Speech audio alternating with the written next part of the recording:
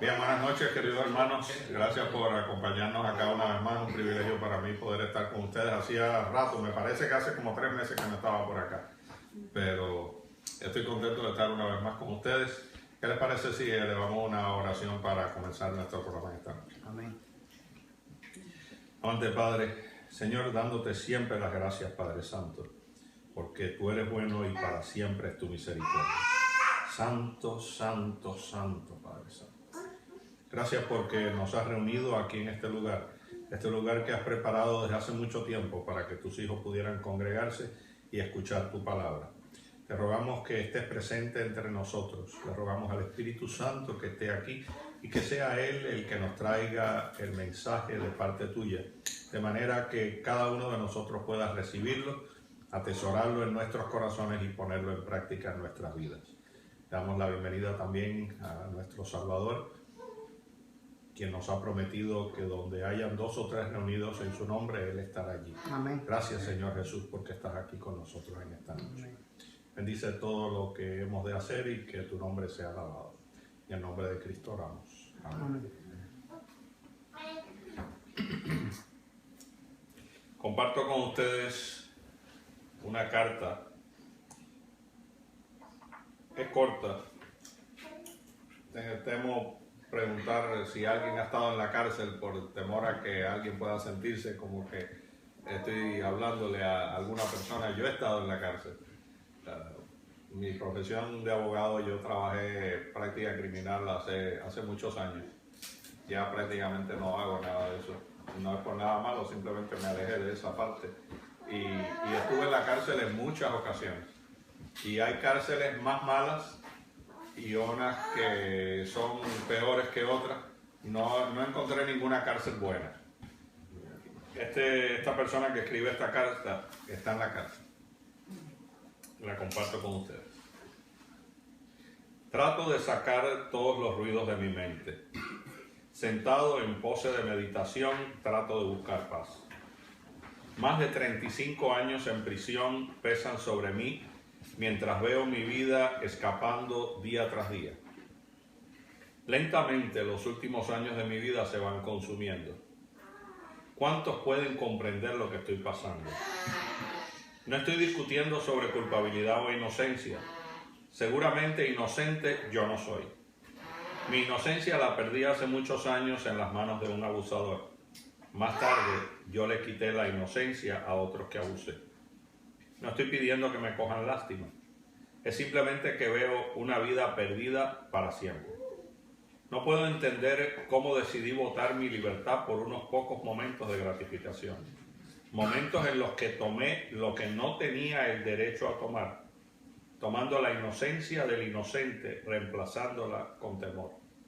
Actos crueles y despiadados por unos pocos dólares o por un momento de satisfacción sexual. Traten de imaginar perder todo lo que valoran: su familia, sus amigos, posesiones, perder su carro, su ropa, su casa. Aún las pequeñas cosas como su teléfono celular. Todos los juguetes de la tecnología desaparecieron. Tus mascotas también. Olvídate de un día en la playa o en el parque. Puedes olvidarte de todo una vez que cruces la línea. Cuando entras en la prisión, tu vida ya no es tuya. Esencialmente se ha acabado. Todas las cosas que antes disfrutabas, todo lo excitante de la vida se acabó. Todo ahora reemplazado por una larga lista de reglas. A veces reglas sin sentido.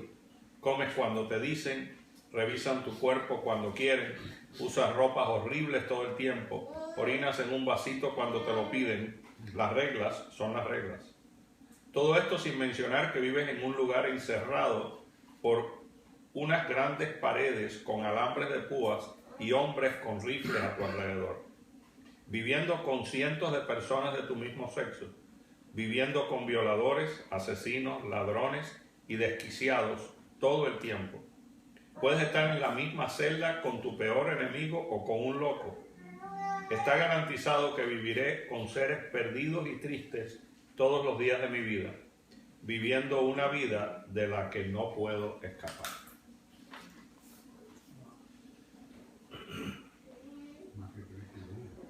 No sabemos mucho de estos dos hombres, pero sabemos su profesión: ladrones. Nos cuenta la leyenda de allá del segundo siglo que los nombres de ellos eran Dimas y Gestas. Hombres que se dedicaron a hacer el mal. Hombres que tuvieron que pagar el precio por las decisiones que tomaron en su vida. Y efectivamente ahora lo iban a pagar. Habían hecho lo que no debían hacer. Sabían que habían hecho las cosas mal. Y ahora iban a ser crucificados. No había escapatoria, no había apelaciones, no había misericordia. En realidad no se la merecían, pero de todas maneras no la hay. Y ahora, estando ellos allí, siendo preparados por los soldados romanos, escuchan que hay un tercer hombre que van a crucificar ese día. ¿Quién será? Lo traen. Escuchan a los soldados romanos hablando acerca de este hombre. Uno de ellos no conocía de él, pero el otro sí. Lo había oído en algunas ocasiones. De hecho, había ido hasta lugares donde lo había visto. Y había visto a este hombre del cual la gente decía que había hecho milagros, que había sanado enfermos, que había resucitado muertos, que aún la naturaleza decía en la gente que él la controlaba, que cuando él le decía al viento que pare, para. ¿Quién era este hombre? ¿Será algún rabino, un maestro? Habíamos escuchado que pudiera ser hasta el Mesías, pero no puede ser, porque está ahora aquí con nosotros. Ningún Mesías es traído aquí a ser crucificado. Parece que no hizo nada malo, porque escuchamos cómo Pilato mismo estaba tratando de soltarlo. Y le decía a la gente que no encontraba ninguna falta en él, que no encontraba ningún delito. Y ellos habían notado cómo Pilato había tratado de dejarlo en libertad. Cómo Pilato lo miraba, no era con la misma mirada que lo miraba a ellos. Era diferente este hombre. Pero al final de cuentas les había beneficiado, porque ahora todo el mundo estaba en contra de él y ya no la cogían tanto contra aquellos dos ladrones. Las cosas que le hicieron no nos las hicieron a nosotros. Nos vino bien que él estuviera aquí, pero al final de cuentas los tres vamos a tener lo mismo. Vamos a ser crucificados igual. Cada uno de ellos cogió su cruz y fue caminando hacia el Gólgota. Allí caminando vieron como este hombre, que no era fuerte como aquellos otros, no podía más y tuvo que soltar su cruz. Vio a los soldados romanos cómo cogieron a un hombre de la multitud y lo obligaron a que cargara aquella cruz. Aquel hombre se defendía diciendo que no, que por favor que no, él había venido desde tan lejos para celebrar la Pascua y cualquier judío que tocara aquella cruz sería inmundo, no pudiera celebrarla. A los romanos no les interesaba aquello, ese era un problema judío. Toma tu cruz o te damos una para ti también. Y efectivamente Simón tuvo que tomarla y llevarla. Así fueron caminando hacia allá, hacia el Gólgota, y finalmente llegaron.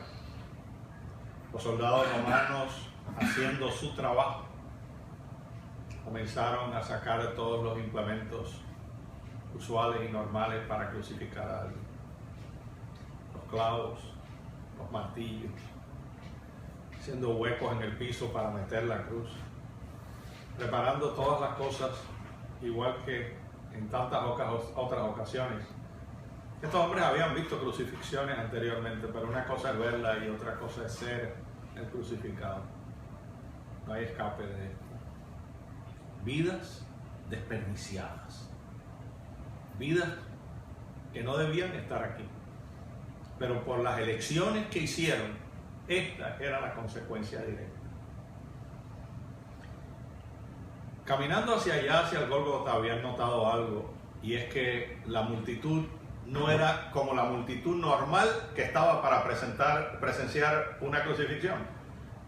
La multitud normal estaba allí para ver algo curioso. Ver cómo crucifican a un hombre. Pero esta multitud que estaba allí, que había llegado alrededor de ellos, allí hasta el monte de la Calavera, no era la multitud normal, y ellos se daban cuenta por el ánimo de la gente. No estaban allí como aquel que no tiene nada que hacer y va a ver algo. No era así que estaban. La gente estaba brava. Y estaban bravas no con los ladrones, que posiblemente le habían hecho algo malo a alguna de la gente que capaz que estuvieran allí también. No, estaban bravas con aquel que el mismo Pilato decía que era inocente. Y le gritaba, y lo insultaba, y se reían de él. ¿Cómo es posible? ¿Cómo es posible que pasen estas cosas? Que nos pasen a nosotros, bien merecida la tenemos, pero que le pase a él. ¿Dónde están sus discípulos? Porque yo recuerdo que cuando él caminaba, iba una multitud andando con él. Vi unas mujeres en el camino que lloraban por él. Pero ¿dónde están los hombres que andaban con él? Si son hombres, ¿por qué no están aquí ahora? ¿Este es el Mesías? No creo. Evangelio según San Lucas, capítulo 23,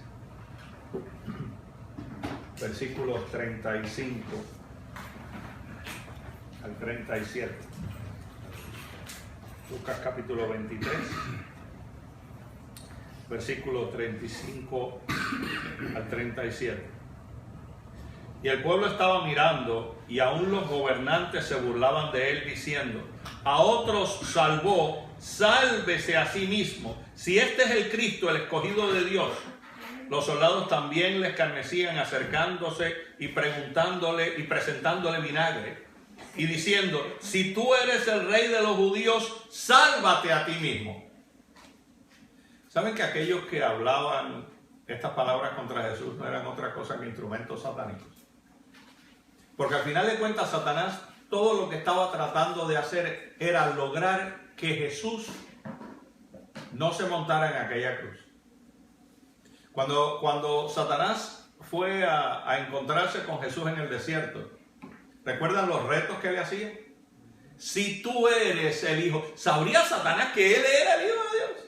Seguro que lo sabía. Lo sabría de tiempo inmemorial. Pero ahora, viendo la debilidad física de Jesús, trata de ponerle dudas en su mente. Si tú eres el Hijo de Dios, di a estas piedras que se conviertan en pan. Si tú eres el Hijo de Dios, lánzate de este muro y los ángeles vendrán a detenerte. Si tú eres. Jesús nunca había caído en esa trampa, pero ahora la trampa estaba más profunda, porque ahora la debilidad ya era no solamente espiritual, sino física.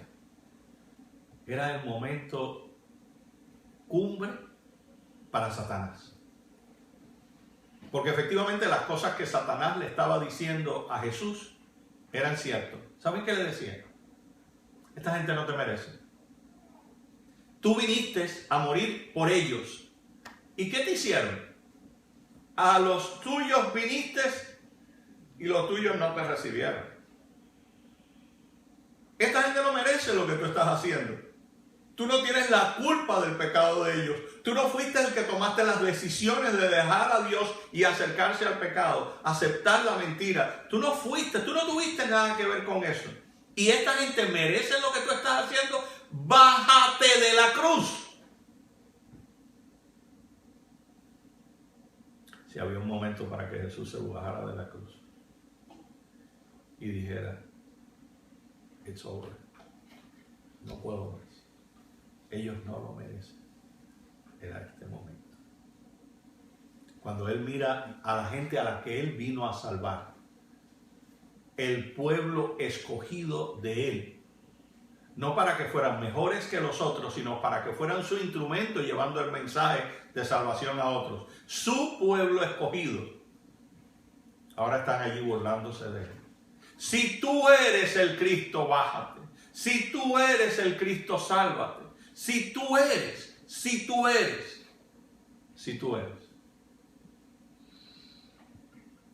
Y Jesús tenía que tomar decisiones allí en su vida. Efectivamente, la gente le hablaba duro, pero aún aquellos ladrones hablaban duro también. Cuando los soldados romanos empezaron a hacer su labor clavando clavos, atravesando las manos, atravesando los nervios, porque en la crucifixión uno de los grandes dolores es cómo esos clavos cortan los nervios de los brazos y le mandan esencialmente un latigazo que recorre todo su cuerpo. No es meramente el abrir un hueco aquí que tiene que ser doloroso, no es eso. Imagínense que le hagan un hueco acá, en su muñeca, por donde pasan todos sus tendones y todos los nervios. Y ahora ese clavo corta todos esos nervios, corta todos esos tendones.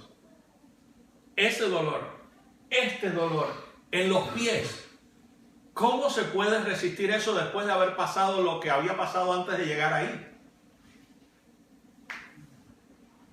Y aquellos ladrones gritaron cuando les pusieron los clavos a ellos. Pero les resultaba curioso que Jesús no gritaba. Tal era como si fuera una oveja que estuvieran llevando al matadero. La oveja no se revela. La oveja permite todo lo que va a pasar. En el caso de la oveja, porque no sabe lo que va a pasar. En el caso de Jesús era sabiendo lo que iba a pasar.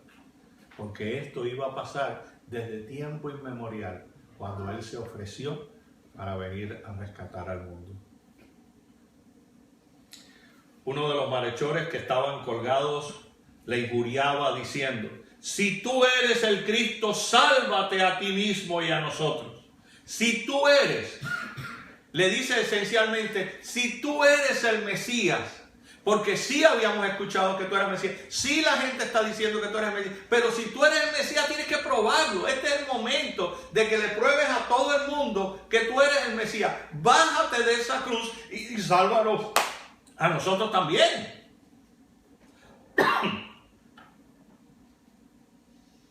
Respondiendo el otro, le reprendió diciendo: ¿ni aún temes tú a Dios estando en la misma condenación?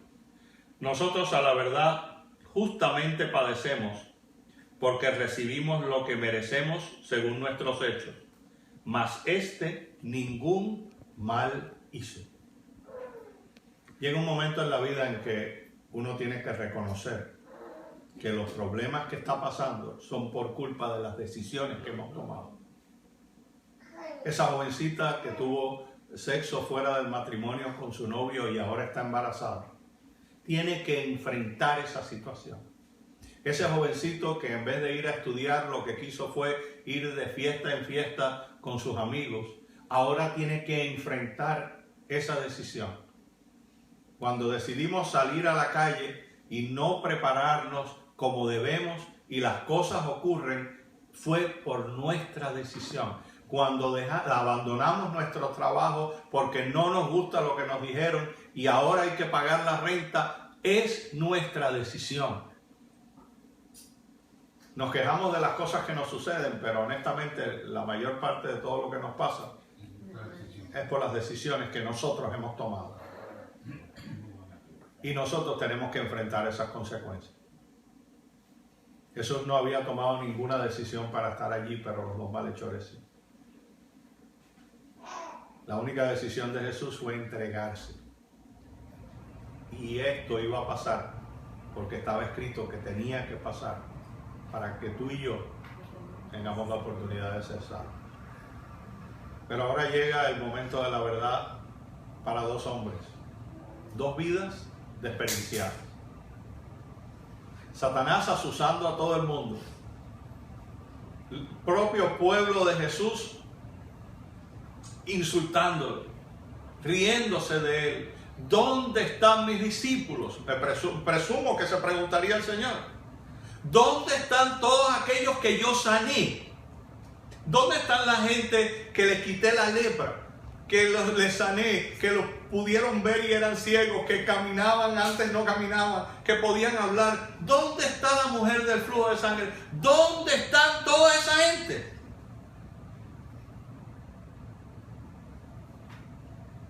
¿Dónde están?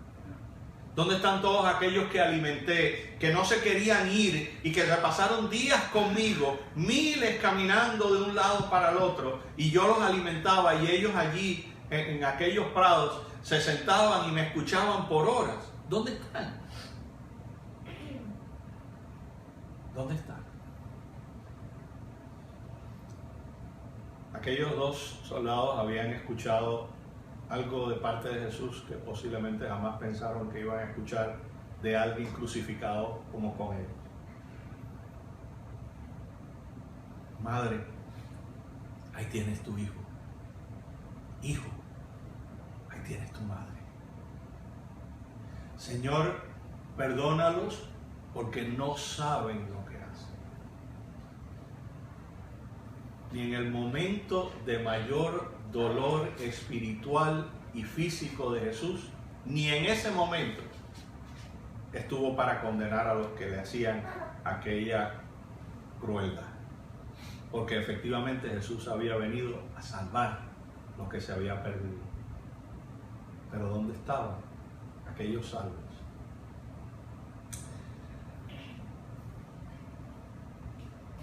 Y dijo a Jesús: acuérdate de mí cuando vengas en tu reino. Acuérdate de mí cuando vengas en tu reino. Dimas había experimentado el paso de la fe aquella tarde. Lo que él había escuchado, lo que él había visto, las cosas que le habían dicho, ahora las estaba experimentando. Ya no era que este era el Mesías porque le decían, era el Mesías porque lo era. Y Dimas en aquella tarde tomó la decisión perfecta de su vida. Y dijo a Jesús: acuérdate de mí cuando vengas en tu reino. Entonces Jesús le dijo: de cierto te digo, hoy estarás conmigo en el paraíso. Mi hermano, si hay una persona que tiene su entrada garantizada en el reino de los cielos, es un ladrón. Alguien que vivió su vida haciendo el mal, tomándolo de los demás, riéndose de los bobos, empujando a los débiles. Ese tiene el reino de Dios garantizado. ¿Por qué? Porque Jesús se lo garantizó. ¿Cuántos no hubiera querido Jesús que sus discípulos hubieran estado allí para decirle: Señor? Aquellos que sanó, Señor. Aquellos que alimentó, Señor. Sus familiares, Señor. Y el único que se dirige a Él es aquel ladrón. De cierto te digo, hoy estarás conmigo en el paraíso. Unos minutos más tarde, aquellos soldados que habían estado echando suerte sobre la ropa de Jesús pararon lo que estaban haciendo. Aquella multitud que había estado riéndose e insultando, se callaron la boca. Algo estaba sucediendo. El sol se ocultó, el día se acabó, se hizo noche en el medio del día. ¿Cómo es posible que sea de noche ahora? Algo estaba pasando allí. Algo grande pasó allí. El Rey del Universo dio su vida por un lado. Pero ¿sabes qué, mi hermano? Que el Rey del Universo no vino a dar su vida solo por aquel lado. El creador de todo lo que existe en el universo vino a dar su vida por ti. Amén. La vino a dar por mí. Amén.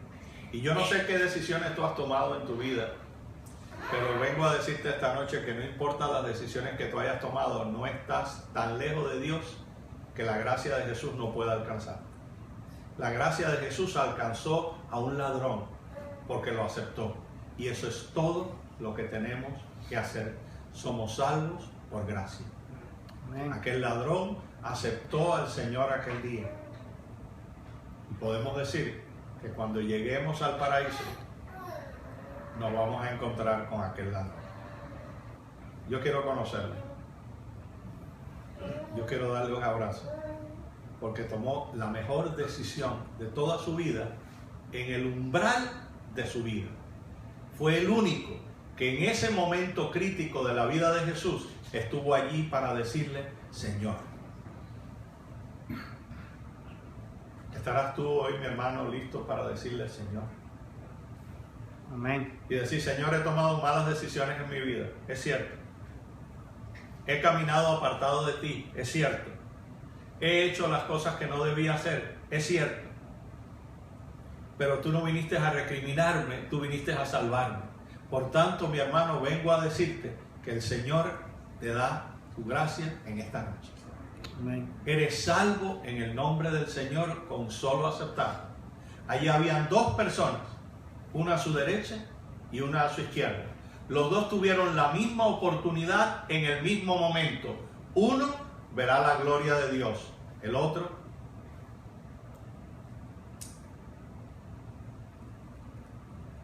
pero lo que pasó, pasó. Lo importante aquí es qué va a pasar en la vida de nosotros. Y es por eso, mi hermano, que en esta noche vengo para pedirte que tomes una decisión para vida eterna.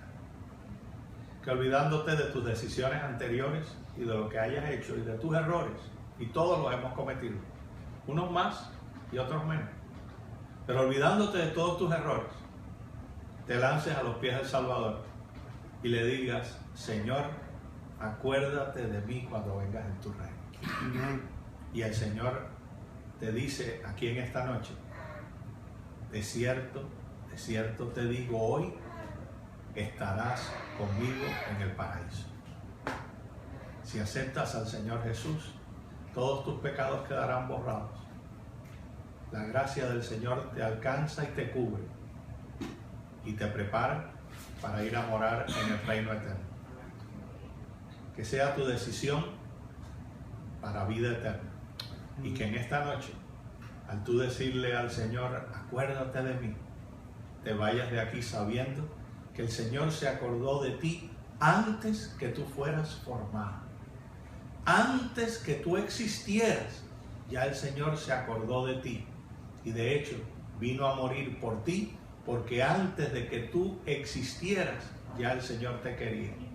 Y no podía concebir la posibilidad de no pasar el resto de la eternidad contigo. Y por eso vivo. Y por eso no se bajó de la cruz. Y por eso resucitó. Porque viene a decirte, hay vida para todo aquel que la quiera. De cierto te digo, estarás conmigo en el paraíso. Amén. Padre Santo, gracias Señor por este mensaje que podemos ver a través de tu palabra. Podemos ver cómo las cosas sucedieron allí hace 2000 años. Cómo esos eventos fueron tan profundos, tan fuertes. Pero podemos ver la salvación del Señor reflejada a través de tu palabra. Podemos ver al Señor Jesús allí clavado en aquella cruz, ofreciéndonos salvación a nosotros 2000 años más tarde. Podemos verle allí clavado en la cruz, diciendo, estoy muriendo por ti. Nunca me olvidaré de ti. Jamás te apartaré de mi lado. Ven a mí y vengan a mí todos los que están cansados y trabajados, que yo os haré descansar. Señor, gracias por tu promesa. La aceptamos en esta noche y los que estamos aquí te aceptamos, Señor, Amén. como nuestro Salvador Amén. y Rey Celestial. Amén. Tennos presentes cuando vengas a buscarnos y que podamos, Señor, pasar el resto de la eternidad contigo, para escuchar de tus labios la historia de la salvación y para ver cómo has cumplido tu promesa y estamos allí en el paraíso contigo. Perdona, Señor, nuestros pecados. En el nombre de Cristo oramos. Amén. El Señor